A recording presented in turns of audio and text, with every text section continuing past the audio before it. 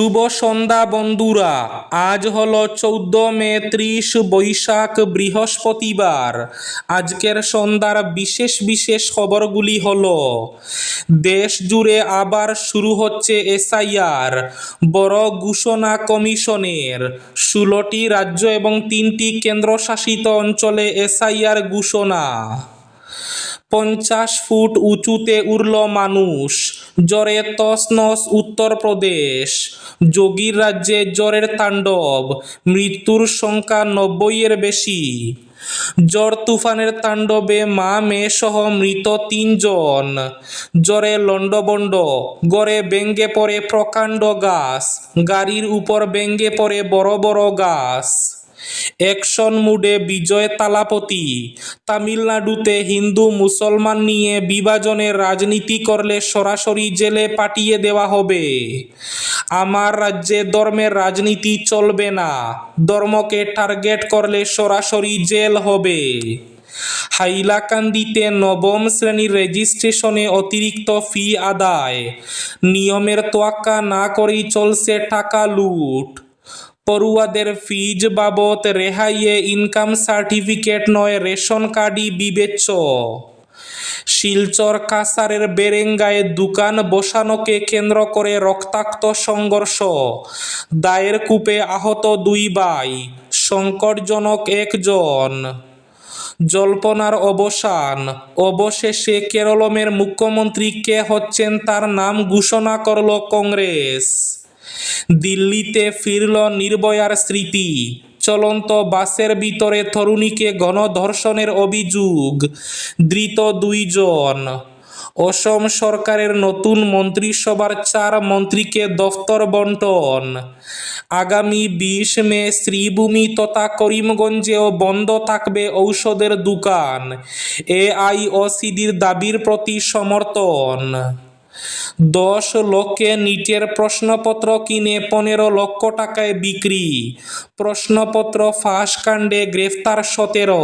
এবং শেষ খবরটি, কাছাড় পুলিশের এনকাউন্টার, খতম কুখ্যাত ড্রাগ মাফিয়া চাইলেন ডঙ্কল, এলাকায় তীব্র চাঞ্চল্য।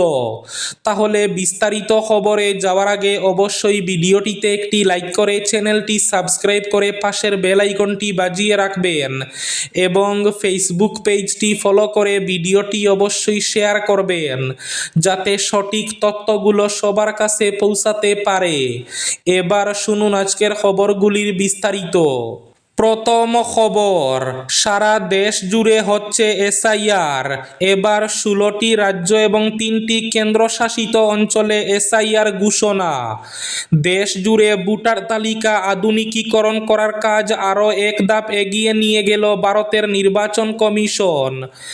আজ বৃহস্পতিবার কমিশনের পক্ষ থেকে 16টি রাজ্য এবং 3টি কেন্দ্রশাসিত অঞ্চলে ভোটার তালিকার স্পেশাল ইন্টেন্সিভ রিভিশন এসআইআর বা বিশেষ নিবিড় সংশোধনের ঘোষণা করা হয়েছে।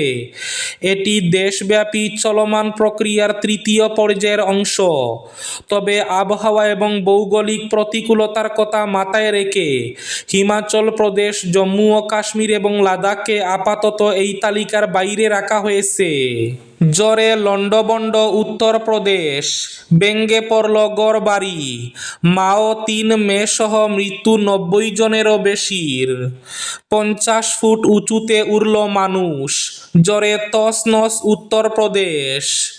যোগী রাজ্যে হঠাৎ জ্বর তুফানের তাণ্ডব, জ্বর তুফানে যোগী রাজ্যের ব্যাপক ক্ষয়ক্ষতি। জ্বরের তাণ্ডব শুরু হয়ে বুধবার বিকেল থেকে।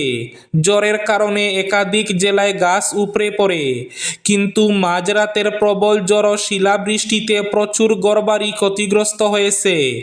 ভেঙে পড়েছে একাধিক মাটির বাড়ি, বিদ্যুতের খুঁটি উপড়ে গিয়েছে, যার ফলে বিভিন্ন এলাকায় বিদ্যুৎ সংযোগ বিচ্ছিন্ন। যোগাযোগ ব্যবস্থার উপরে প্রভাব পড়েছে, রাস্তায় গাছ পড়ে গাড়ি চলাচল বিপর্যস্ত হয়েছে। আবার রেললাইনের গাছ ভেঙে পড়ায় ট্রেন চলাচল বিঘ্নিত হয়। বিভিন্ন রুটে বেশ কিছুক্ষণ ট্রেন চলাচল বন্ধ ছিল। এদিকে জ্বরের তাণ্ডবের সঙ্গে বৃষ্টিরও দাপট, জলমগ্ন হয়ে পড়েছে একাধিক জেলা। জ্বরের ফলে প্রায় 90 জনেরও বেশি মানুষের মৃত্যু হয়েছে। এছাড়া শতাধিক গবাদি পশুর মৃত্যুর খবর পাওয়া গিয়েছে। অ্যাকশন মুডে তালাপতি বিজয়। তামিলনাড়ুতে হিন্দু মুসলমান নিয়ে বিভাজনের রাজনীতি করলে সরাসরি জেলে পাঠিয়ে দেওয়া হবে। আমার রাজ্যে হিন্দু মুসলমান নিয়ে রাজনীতি করলে 3 মাসের জেল হবে। তামিলনাড়ুতে হিন্দু মুসলমান নিয়ে বিভাজনের রাজনীতি করলে সরাসরি জেলে পাঠিয়ে দেওয়া হবে। তামিলনাড়ুর মুখ্যমন্ত্রী তালাপতির মন্তব্যে, আমি ধর্মের রাজনীতি করতে আসিনি। সবার কাছে নিজের ধর্ম সবচেয়ে বড় এবং পবিত্র, কিন্তু অন্যের ধর্মকে অপমান করার অধিকার কারও নেই। হিন্দু মুসলিম খ্রিস্টান সকলেরই আমি মুখ্যমন্ত্রী। কে কোন ধর্ম পালন করেন সেটা সম্পূর্ণ তার ব্যক্তিগত বিষয়, কিন্তু প্রত্যেক নাগরিকের অধিকার সবার জন্য সমান। শিলচর বেরেঙ্গায় দোকান বসানোকে কেন্দ্র করে রক্তাক্ত সংঘর্ষ। দায়ের কূপে গুরুতর আহত 2 ভাই, সংকটজনক 1 জন। কাছাড় জেলার বেরেঙ্গা 3য় খণ্ডের বাকরশাহ মুকাম পয়েন্ট এলাকায় দোকান বসানোকে কেন্দ্র করে আজ বৃহস্পতিবার সকালে এক রক্তাক্ত সংঘর্ষের ঘটনা ঘটেছে। দাঁড়ালো দায়ের কূপে গুরুতর আহত হন 2 ভাই। বর্তমানে তারা শিলচর মেডিকেল কলেজ ও হাসপাতালে চিকিৎসাধীন রয়েছেন। আহতদের মধ্যে 1 জনের অবস্থা আশঙ্কাজনক বলে জানা গেছে। পরিবার সূত্রে জানা যায়, মধুরবন্দ কিলগাঁওর এলাকায় মাছ ব্যবসায়ী জমুল হক মজুমদারের সঙ্গে কামাল উদ্দিন মজুমদারের দীর্ঘদিন ধরে দোকান বসানো নিয়ে বিবাদ চলছিল। অভিযোগ, আজ বৃহস্পতিবার সকালে কামাল উদ্দিন দোকান খুলতে গেলে অভিযুক্ত পক্ষ বাধা দেয়। এই ঘটনাকে কেন্দ্র করে 2 পক্ষের মধ্যে বচসা শুরু হয় এবং পরিস্থিতি দ্রুত উত্তপ্ত হয়ে ওঠে। অভিযোগ, এক পর্যায়ে জমুল হক মজুমদার ধারালো দা নিয়ে কামাল উদ্দিনের ছেলেদের উপর হামলা চালান। এতে রিপন উদ্দিন মজুমদারের মাথায় গুরুতর আঘাত লাগে এবং তিনি রক্তাক্ত অবস্থায় মাটিতে লুটিয়ে পড়েন। বাইকে বাঁচাতে এগিয়ে এলে শিপন উদ্দিন মজুমদারের হাতেও দায়ের কূপ লাগে। ঘটনার পর এলাকায় চাঞ্চল্যের সৃষ্টি হয়। অসম সরকারের নতুন মন্ত্রিসভার 4 মন্ত্রীকে দফতর বন্টন। অসম সরকারের নতুন মন্ত্রিসভার দফতর বন্টনের ঘোষণা করা হয়েছে। মুখ্যমন্ত্রীর কার্যালয় থেকে জারি করা এক বিজ্ঞপ্তিতে বিভিন্ন মন্ত্রীর হাতে গুরুত্বপূর্ণ বিভাগের দায়িত্ব তুলে দেওয়া হয়েছে। বিজ্ঞপ্তি অনুযায়ী অজন্তা নেওগকে পর্যটন বিভাগের পাশাপাশি মহিলা এবং শিশু উন্নয়ন বিভাগের দায়িত্ব প্রদান করা হয়েছে। অতুল বরাকে পঞ্চায়েত ও গ্রামোন্নয়ন, আবগারি, অসম চুক্তি বাস্তবায়ন ও সীমান্ত সুরক্ষা এবং উন্নয়ন বিভাগের দায়িত্ব অর্পণ করা হয়েছে। এদিকে রামেশ্বর তেলীকে শ্রম কল্যাণ, রূপান্তর ও উন্নয়ন পাশাপাশি জনজাতি এবং আদিবাসী কল্যাণ বিভাগের দায়িত্ব দেওয়া হয়েছে। অন্যদিকে চরণ বড়কে পরিবহন এবং বড়োল্যান্ড উন্নয়ন বিভাগের দায়িত্ব প্রদান করা হয়েছে। আগামী 20 মে শ্রীভূমি তথা করিমগঞ্জেও বন্ধ থাকবে ঔষধের দোকান। এআইওসিডির দাবির প্রতি সমর্থন। সারা দেশে আগামী 20 মে ঔষধের দোকান বন্ধ রাখার ডাক দিয়েছে all India organisation of chemist and druggist association. সংগঠনের অভিযোগ, অনলাইন ফার্মেসিগুলির নিয়ন্ত্রণহীন কার্যকলাপ, অতিরিক্ত সার এবং প্রেসক্রিপশন যাচাইয়ের দুর্বল ব্যবস্থার সুযোগ নিয়ে নকল এবং ভেজাল ঔষধের বাজার দ্রুত বিস্তার লাভ করছে। এর ফলে সাধারণ মানুষের স্বাস্থ্য মারাত্মক ঝুঁকির মুখে পড়েছে এবং ক্ষতিগ্রস্ত হচ্ছেন ছোট এবং মাঝারি ঔষধ ব্যবসায়ীরা। শ্রীভূমি জেলায়ও এদিন বন্ধ পালিত হবে বলে জানান সংগঠনের জেলা শাখার সহসভাপতি তারাকিশোর বণিক। তিনি বলেন, 20 মের এই দেশব্যাপী ধর্মঘটের মূল উদ্দেশ্য হল কেন্দ্রীয় সরকারের কাছে ই-ফার্মেসির উপর কঠোর নিয়ন্ত্রণ আরোপ এবং নকল ঔষধের বিরুদ্ধে আরও কঠোর আইনগত ব্যবস্থা গ্রহণের দাবি জানানো। কাসার পুলিশের এনকাউন্টার, খতম কুখ্যাত ড্রাগ মাফিয়া চাইলেন জঙ্গল। কাসারের বড় পুলিশি অভিযান, এবার এনকাউন্টারে নিহত চাইলেন জঙ্গল। ড্রাগ চক্র এবং জঙ্গি যুগের অভিযোগ, এ ঘটনা নিয়ে তীব্র চাঞ্চল্যের সৃষ্টি হয়েছে এলাকা জুড়ে। দিল্লিতে ফিরল নির্ভয়ার স্মৃতি, চলন্ত বাসের ভিতরে তরুণীকে গণধর্ষণের অভিযোগ, ধৃত 2 জন। দিল্লিতে চলন্ত প্রাইভেট বাসের ভিতরে ফের তরুণীকে গণধর্ষণের অভিযোগ। 26-এর রাজধানীতে ফিরল 2012-র নৃশংস নির্ভয়া কাণ্ডের স্মৃতি। নির্যাতিতার অভিযোগের ভিত্তিতে ইতিমধ্যে বাসের চালক ও কন্ডাক্টরকে গ্রেফতার করেছে পুলিশ। পুলিশ সূত্রে জানা গিয়েছে, ঘটনাটি 2 দিন আগে দিল্লির রানীবাগ এলাকায় ঘটেছে। নির্যাতিতার অভিযোগ, একটি প্রাইভেট বাসের ভেতরে তাকে গণধর্ষণ করা হয়। সোমবার রাতে তিনি কাজ থেকে বাড়ি ফিরছিলেন, সে সময়ে ঘটে এই ঘটনা। সরস্বতী বিহার বাস স্ট্যান্ডে তিনি একটি প্রাইভেট বাসকে থামান, কিন্তু বাসে ওঠার পরে সব কিছু বদলে যায়।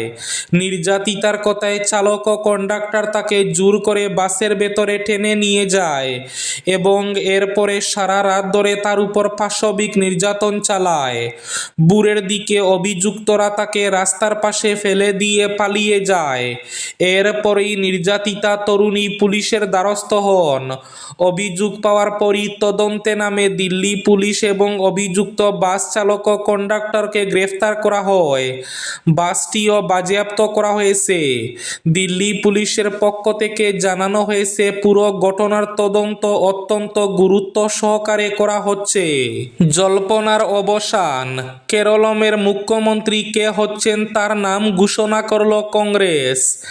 ভিডি সতীশন তার নাম ঘোষণা করা হলো কেরলের পরবর্তী মুখ্যমন্ত্রী হিসাবে। 10 দিনের ম্যারাথন বৈঠক ও আলোচনার পর আজ সতীশনের নাম স্থির করা হয়। এবারের কেরল বিধানসভা নির্বাচনে জয়ী হয়েছে কংগ্রেসের নেতৃত্বাধীন ইউনাইটেড ডেমোক্রেটিক ফ্রন্ট।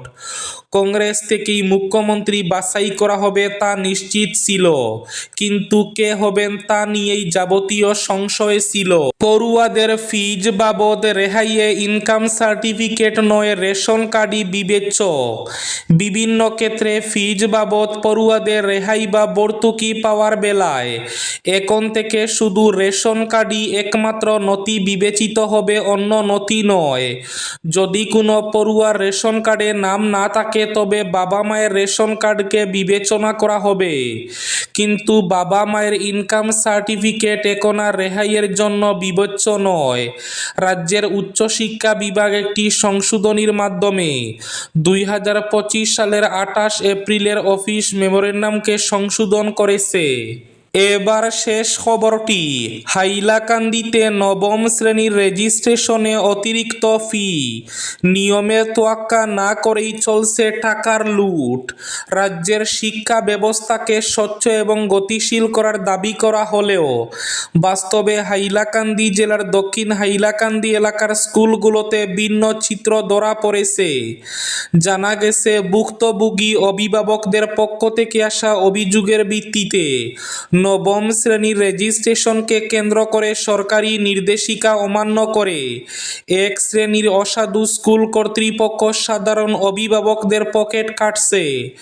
সরকারিভাবে নবম শ্রেণীর রেজিস্ট্রেশন ফি 300 টাকা ধার্য করা হলেও কাটলিছড়া ব্লকের অন্তর্গত দক্ষিণ হাইলাকান্দি এলাকার একাধিক সরকারি বিদ্যালয়ে 500 থেকে 600 টাকা পর্যন্ত আদায় করা হচ্ছে। অভিভাবকদের পাঠানো তথ্য অনুযায়ী এই অতিরিক্ত টাকা আদায়ের ফলে চরম বিপাকে পড়েছেন দিনমজুর ও নিম্নবিত্ত পরিবারের মানুষেরা। এই ছিল আজকের সন্ধ্যার বিশেষ খবরগুলি। ভিডিওটি অবশ্যই লাইক করে শেয়ার করে দেবেন।